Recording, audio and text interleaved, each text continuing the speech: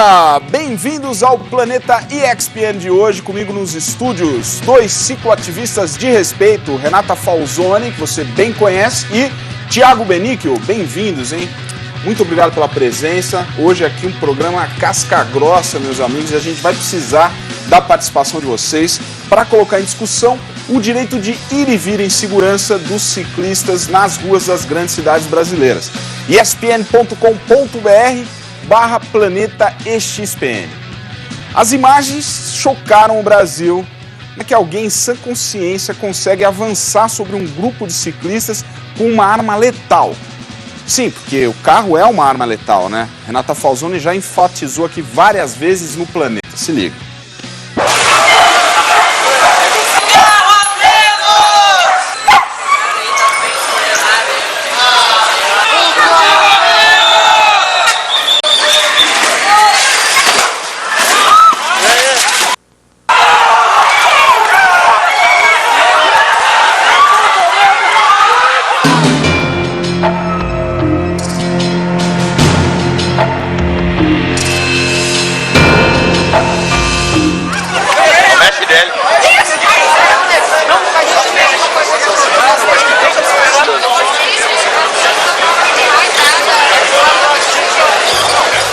Pois é, meus amigos, o crime aconteceu em Porto Alegre, mas repercutiu em várias cidades do país, inclusive em São Paulo, anteontem à noite, com a presença de Renata Falzoni. Se liga no VT.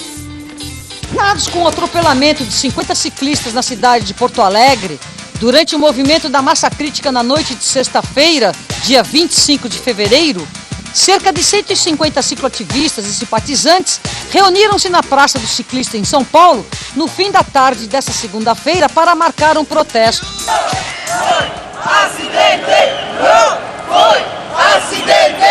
Os manifestantes param a avenida, colocam suas bicicletas no chão e deitam, atropelados. Menos motor, mais amor! Menos motor, mais amor! Menos motor! Você pega muita dor do outro, né? Então a gente pedala sempre na rua, na bicicletada, e a gente imagina se aquilo for com a gente. O crime de você matar uma pessoa com o carro não é igual você matar uma pessoa com uma arma, e devia ser, porque uma tentativa de homicídio dessa pessoa é perigosa e não pode ficar na rua, tem mesmo que ser retirada pelo bem de todos. As pessoas não podem mais usar carros como armas nesse país. Eu acho que precisa mais respeito com o ser humano, principalmente, não importa se ele esteja sobre duas rodas, sobre quatro rodas ou andando a pé. Mais amor! Menos motor! Mais amor! Não foi acidente! Foi homicídio! Tentativa de homicídio! Entoando palavras de indignação, o cortejo segue de forma organizada pela Avenida Paulista. Esse cara tem que ser condenado a pintar as ciclovias no Brasil inteiro. Distribuindo aos motoristas panfletos e flores. Uma flor, só sei. O que o senhor achou daquele... Um absurdo. A rua é Um absurdo lá. A rua é de todos! Eu senti no lugar porque eu ando de bicicleta também. Legal. Tá? Obrigada, viu? Parabéns pra vocês. A polícia segue atrás de carro, até a chegada de policiais em motocicletas. Tudo em paz. Durante o caminho de volta, os manifestantes param em frente ao memorial a Márcia Prado e repetem a cena da largada. Não foi acidente! Não foi acidente! Esse é o momento de se mudar o conceito de mobilidade urbana no Brasil. A rua é para todos. Todo mundo tem direito à vida e todo mundo tem direito igual.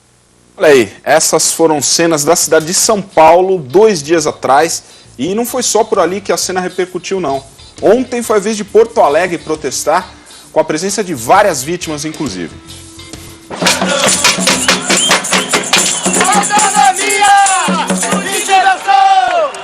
De Porto Alegre, Renata, você teve ali na Avenida Paulista, em São Paulo, uma manifestação contundente, né? Inclusive o Thiago estava lá também, né? 150 pessoas estavam em São Paulo, em Porto Alegre nós tivemos 2.000 pessoas e uma fotografia assim que está virando assim uma espécie de um símbolo desse acontecimento, que é os ciclistas ao solo, deitados assim, replicando aquela cena de horror, né?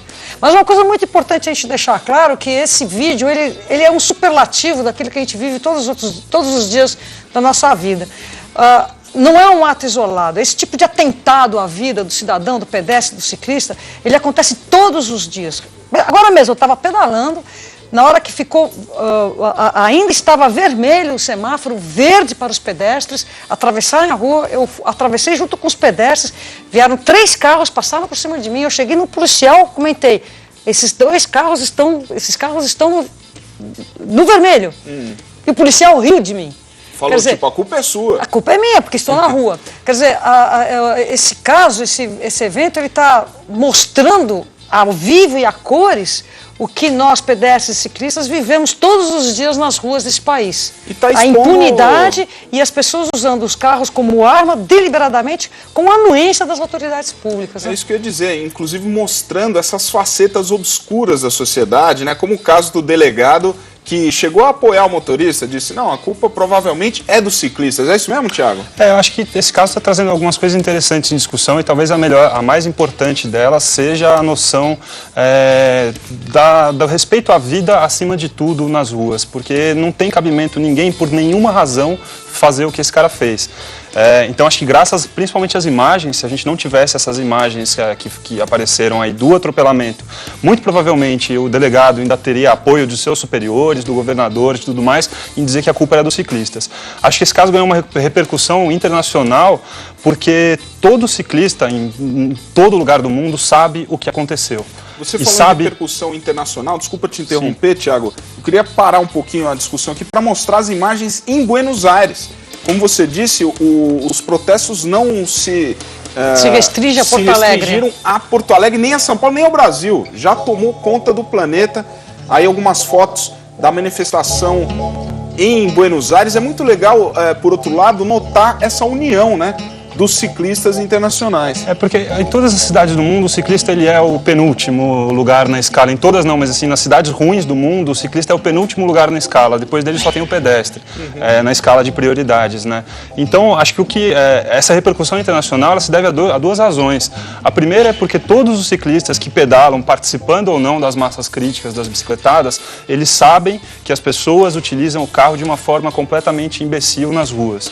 Essa é a primeira razão. A segunda razão é que esse movimento de ciclistas aí, que foi vítima em Porto Alegre, que é a massa crítica bicicletada, ele é um movimento internacional e nunca houve nada igual ao que aconteceu em Porto Alegre em quase 20 anos de existência desse movimento em centenas de cidades do mundo. Pelo menos não de forma documentada, né? Exatamente. Que é isso que a gente estava aqui debatendo. Eu acho que esse é um sinal dos tempos, é um aviso, acho que para todo cara que tiver essa índole interior, meu amigo, fica ligado que muito provavelmente, se você fizer besteira, vai ter uma câmera lá para te provar o contrário.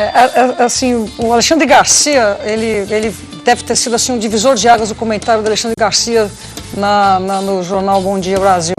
Que ele coloca muito bem, qualquer país civilizado, quando você está num carro e vê um ciclista, o motorista ele fica de prontidão, porque reza o artigo 29 da Constituição do Código de Trânsito Brasileiro que quem está em posse de um veículo mais pesado, portanto uma arma, a quantidade de movimento torna aquilo uma arma, ele tem que ser o agente defensor do pedestre, dos caras que estão mais frágeis. Isso está no artigo da Constituição brasileira, mas aqui impera a lei da selva, a lei da selvageria. E nessa hora, esse motorista, ele apelou para a lei da selva, que é eu sou mais forte, faço valer a minha emoção por cima. Nada justifica o que ele fez. Agora, o que ele fez não é um ato isolado, eu repito. O que ele fez a gente vê todos os dias, não em grau menor. O conceito é o mesmo. As pessoas usando os seus carros como arma, as pessoas não respeitando a vida nas ruas. Isso acontece todos os dias e a impunidade sobre esse aspecto é o grande lei do Brasil.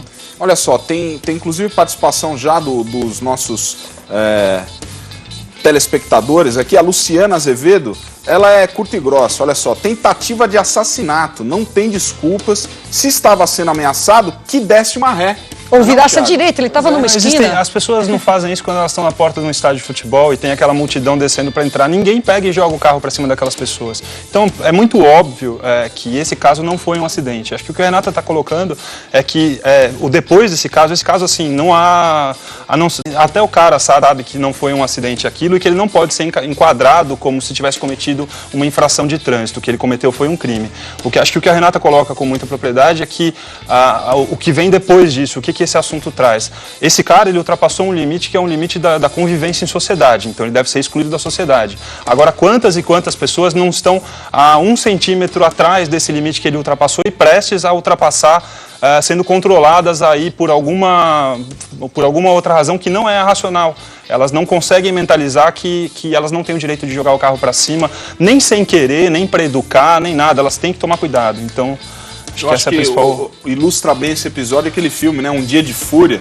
Vai saber quais os problemas desse cidadão aí, né? Se a gente pode chamá-lo de cidadão, mas... A questão é que ninguém pode sacar uma arma e atirar, todo mundo tem problemas. Não dá pra dar uma de louco, de repente, sair por aí matando todo mundo, como os caras, né? Isso lá nos Estados Unidos vira repercussão mundial, quando um cara entra numa universidade e sai atirando. Mas esse caso vai virar uma repercussão mundial. Foi bastante próximo disso, né? Esse caso está virando uma repercussão mundial muito grande. Por conta disso, eu acredito que, neste caso isolado, o infrator, esse meliante, esse criminoso, ele não vai passar impune. E será, segundo, salvo eu estar errado, eu acho que vai ser a primeira vez que no Brasil vai ser julgado um crime de trânsito como um crime de trânsito. Porque a tendência é o crime de trânsito ser julgado como uma tentativa de assassinato culposo, que é diferente daquele com intenção de matar. Doloso. O doloso. Esse é um caso de tentativa de dolo evidente. Ele teve muita sorte de não ter matado ninguém. Muita sorte. Muita sorte mesmo. Porque eu dou graças a Deus, porque ele, no fundo, ele está contribuindo para mostrar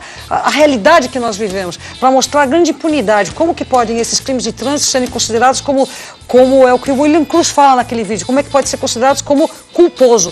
É uma atitude dolosa. A gente tem que criminalizar a atitude do mau motorista no trânsito. Criminalizar mesmo. Esse cara é um criminoso, como tantos outros, né?